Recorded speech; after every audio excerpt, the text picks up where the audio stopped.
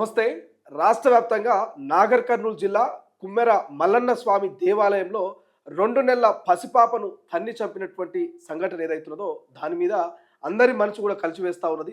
ఎవరైతే ఆ సంఘటనకు పాల్పడినటువంటి కొంతమంది రెడ్డిలు ఉన్నారో, మధుసూదన్ రెడ్డి అని చెప్పేసి అక్కడ ఉన్నటువంటి సర్పంచ్, ఇతర రెడ్డిలు కావచ్చు, దాదాపు 7 నుంచి 8 మంది ఆ సంఘటనలో ప్రత్యక్షంగా పరోక్షంగా పాల్గొన్నటువంటి పరిస్థితి. సో బాధిత కుటుంబానికి ప్రజా సంఘాలు, అదేవిధంగా ఇటు మేధావులంతా కూడా మద్దతు ఇస్తూ ఉన్నారు. ఒక జాతి మీద మరొక జాతి పెత్తనం ఏంటి, అగ్రవర్ణాలు ఇంకా ఎన్ని రోజులు ఇక బడుగు బలహీన వర్గాల్ని, ఎస్సీ బీసీని అణిచివేస్తారంటూ ప్రశ్న మొదలైంది. సో రాష్ట్ర వ్యాప్తంగానే కాదు, దేశవ్యాప్తంగా ఎన్హెచ్ఆర్సీ దాకా ఈ అంశం పోయింది. బట్ పోలీసులు, అక్కడటువంటి స్థానిక ఎమ్మెల్యేలు మరి అక్కడటువంటి పాపను చంపినటువంటి ఆ ద్రోహులకు, ఆ దొంగలకు సద్దులు కడుతున్నారనే ఒక చర్చ కూడా జరుగుతుంది. రైట్, ఇదే అంశం మీద మాట్లాడే ప్రయత్నం చేద్దాం. ప్రస్తుతం కాంగ్రెస్ పార్టీ సీనియర్ నేత, మాజీ మంత్రి మోత్కుపల్లి నరసింహ గారు మనతో పాటు. సార్ నమస్తే. నమస్కారం. సో చాలా మంది వెయిట్ చేస్తూ ఉన్నారు. సో మోత్కుపల్లి లాంటి వాళ్ళు ఎందుకు ఈ అంశం మీద స్పందించట్లేదని, గతంలో మీరు అధికారం ఉన్నా లేకున్నా కూడా జాతికి ఎక్కడైనా అవమానం జరిగినా, జాతికి అన్యాయం జరిగినా మోత్కుపల్లి మొదటి వరుసలో ఉండేటోళ్ళు. ఎందుకు ఈ సంఘటన మీద ఆలస్యంగా స్పందించాల్సి వస్తుంది? వేరే ఏం లేదండి, నాకు కొంచెం హెల్త్ ప్రాబ్లం వల్ల నేను బయటికి వెళ్ళలేకపోయాను.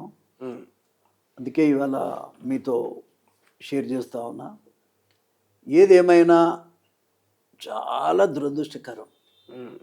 78 సంవత్సరాలైంది స్వతంత్రం వచ్చి.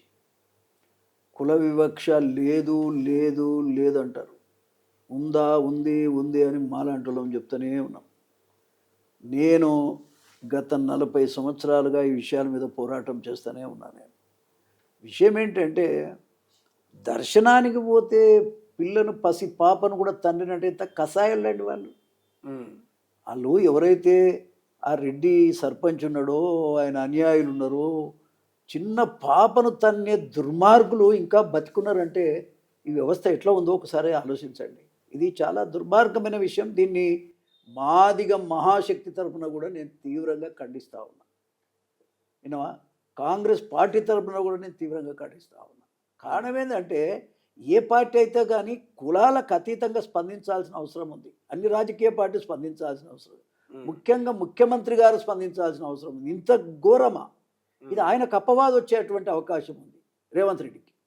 కాబట్టి అటువంటి అపవాదు రాకుండా ఎవరైతే విధవలు, ఆ పోలీసు వాళ్ళు అక్కడ ఉన్నారో, సిఐ కానీ ఎస్ఐ, వాళ్ళని డిస్మిస్ చేయాలా?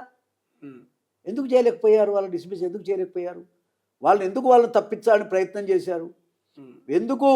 నష్టపోయిన కుటుంబం, ఎవరైతే పాప చనిపోయినటువంటి కుటుంబం ఉందో, వాళ్ళు దరఖాస్తు ఇస్తే వాళ్ళ దరఖాస్తు తీసుకోకుండా ఎవరైతే కల్పిట్స్ ఉన్నారో, దొంగలు ఉన్నారో, వాళ్ళను సేవ్ చేయడానికి ప్రయత్నం ఎందుకు పోలీసులు చేయాల్సి వచ్చింది? దీని అంతర్యం ఏమిటి?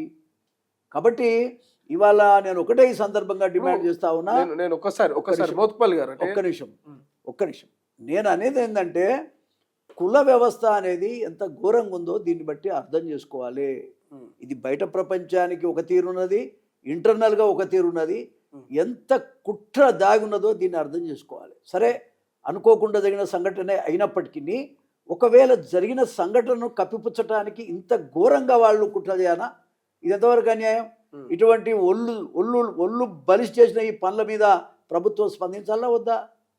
అదేవిధంగా పోలీసులను ఇప్పటికే బర్తరఫ్ చేయాలి. ఎందుకు చేయలేదు? ఈ విషయంలో ప్రభుత్వం వెంటనే స్పందించాలి, ముఖ్యమంత్రి గారు స్పందించాలి. అవసరమైతే ముఖ్యమంత్రి గారు మానవతావాదిగా తప్పకుండా వాళ్ళ కుటుంబాన్ని పిలిపించి ₹1 కోటి వాళ్ళకు ఎక్స్గ్రేషియా ఇవ్వాలి. అంతేకాదు, ఎవరైతే దోషులు ఉన్నారో వాళ్ళని వెంటనే అట్రాసిటీ యాక్ట్ కింద కేసు పెట్టి వాళ్ళు జైల్లో వేయాలి. వాళ్ళ జీవితం లేకుండా చేయాలి. వాళ్ళకు మరణ శిక్ష పడేటట్టుగా ప్రభుత్వం ప్రయత్నం చేయాలి. వాళ్ళకు బయటికే రాకుండా శిక్షలు పెట్టాలి. అటువంటిది నామమాత్రంగా అరెస్ట్ చేసి వెంటనే విడుదల చేస్తారా మీరు?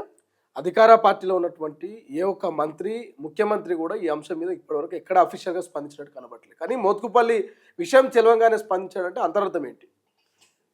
నా జీవితం, నేను దళితుడినండి. మొదట నేను దళితుడిని కదా. ఈ దేశంలో అణచివేయబడ్డ కులాల్లో నుంచి వచ్చినోడిని కదా. నేను స్పందించక ఎవరు స్పందిస్తారు? నేను స్పందించాల్సిన నా బాధ్యతగా నేను చేస్తున్నానండి.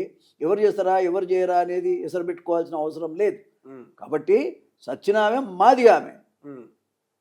చాకలలో పిల్లగాడు పెళ్లి చేసుకున్నారు, వ్యవస్థ మారాలి కాబట్టి ఇంటర్ కాస్ట్ మ్యారేజ్ చేసుకున్నారు, వాళ్ళకు పాపనేమో ఈ దుర్మార్గులు తన్ని పాపం కట్టుకున్నారు. ఇది ఎంత ఘోరం సార్ ఇది. అటువంటి దుర్మార్గులు బతకనియొద్దు అంటున్నా నేను.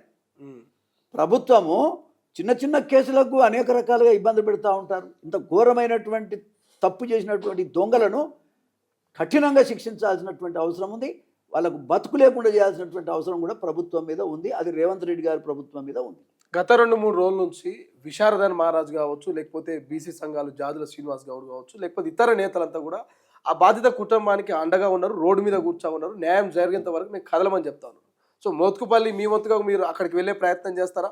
ఏమైనా ఆలోచన చేస్తా ఉన్నారా? ఆ విషయంలో కూడా అవసరమైతే నేను, ఎందుకంటే విషయాలన్నీ బయటకు వచ్చినాయి. మన బలహీన వర్గాలకు సంబంధించినటువంటి నాయకులంతా వెళ్ళారు, మాట్లాడిన విషయాలు కూడా బయటకు వచ్చినాయి. నేను అనేది అవసరమైతే పోయి వస్తుంది, దానికి ఏమి ఇబ్బంది ఏం లేదు, వెళ్ళటానికి ఇబ్బంది ఏముంది.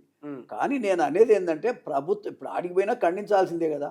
నేను అనేది ఏంటంటే ముఖ్యమంత్రి గారు స్పందించాలి, ₹1 కోటి వాళ్ళకి ఇవ్వాలి, వాళ్ళకు atrocities act, SC act, atrocity act కింద వాళ్ళ మీద కేసు బుక్ చేయాలి, జైల్లో వేయాలి, వాళ్ళకు బతుకు లేకుండా అక్కడ చాలా మంది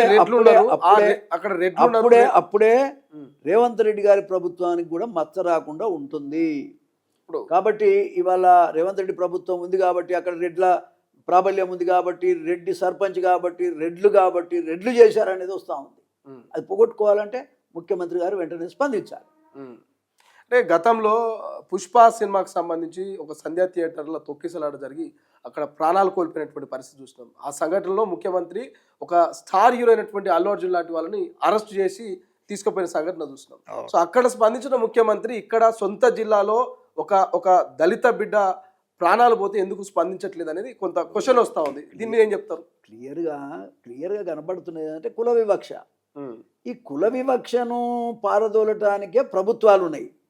ముఖ్యంగా ముఖ్యమంత్రి గారు మరి డైరెక్ట్గా స్పందించాల్సిన అవసరం ఉండే, మరి ఎందుకు స్పందించలేదనేది కూడా ఇది ఇక్కడ ఆలోచన చేయాల్సినటువంటి అవసరం ఉంది.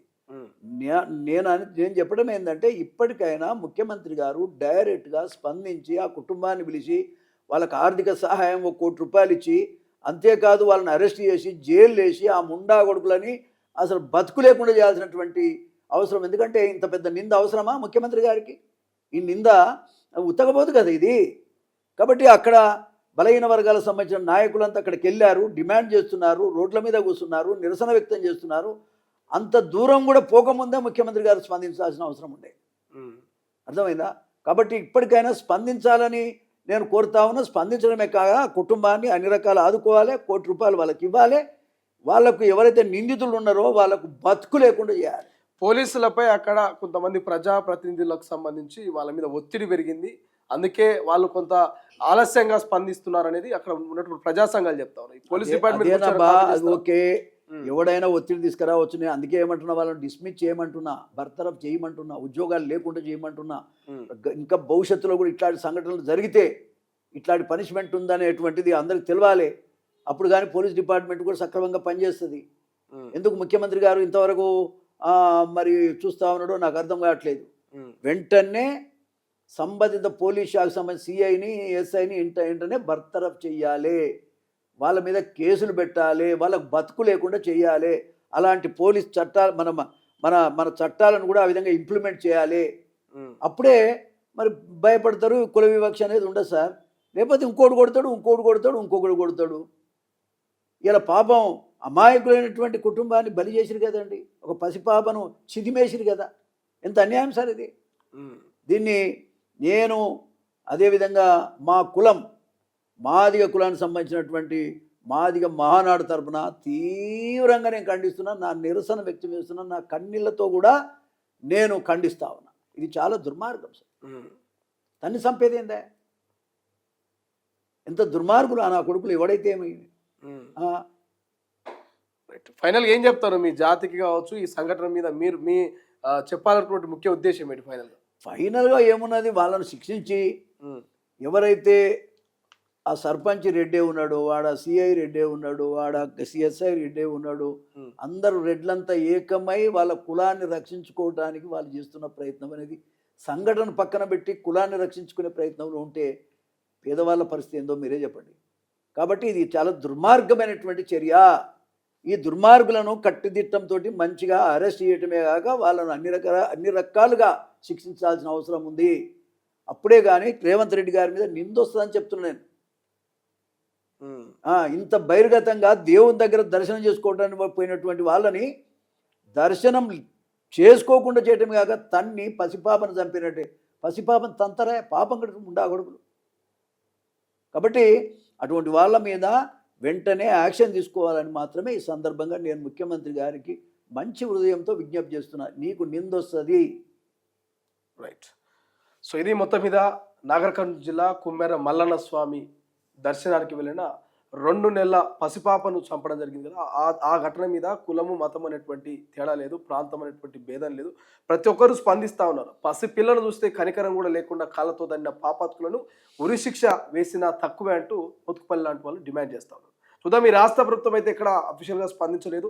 ఇప్పటికైనా స్పందిస్తుందా లేదా? మాజీ మంత్రి సీనియర్ నేత అయినటువంటి మోత్కుపల్లి గారు సో ముఖ్యమంత్రికి, మంత్రివర్గానికి, ఈ రాష్ట్ర ప్రభుత్వానికి రిక్వెస్ట్ చేస్తూ ఉన్నారు, సలహా సూచనలు చేస్తూ ఉన్నారు. ఇప్పటికైనా స్పందించండి, ఎవరైతే దోషులు ఉన్నారో వాళ్ళని కఠినంగా శిక్షించండి అంటూ వాళ్ళు చెప్తున్నటువంటి పరిస్థితి. చూద్దాం ఏం జరుగుతుంది. ఈ సంఘటన ఇంకా ఎక్కడెక్కడికి ఎటువంటి పరిణామాలకు దారితీస్తుంది. ఇప్పటికే ప్రజా సంఘాలు గత 2 రోజుల నుంచి కూడా అక్కడ ఫైట్ చేస్తూ ఉన్నాయి. బాధిత కుటుంబానికి న్యాయం జరిగే వరకు ఇక్కడ నుంచి కదలమని తెగేసి చెప్తున్నటువంటి పరిస్థితి. చూద్దాం ఆ కుటుంబానికి ఈ రాష్ట్ర ప్రభుత్వం, ముఖ్యమంత్రి ఏం న్యాయం చేస్తారనేది. కెమెరా పర్సన్ అజయ్తో శ్రీశైలం, తొలి వెలుగు, హైదరాబాద్. అసలైన తొలి వెలుగు. ఫాలో వాట్సాప్ @తొలి వెలుగు official.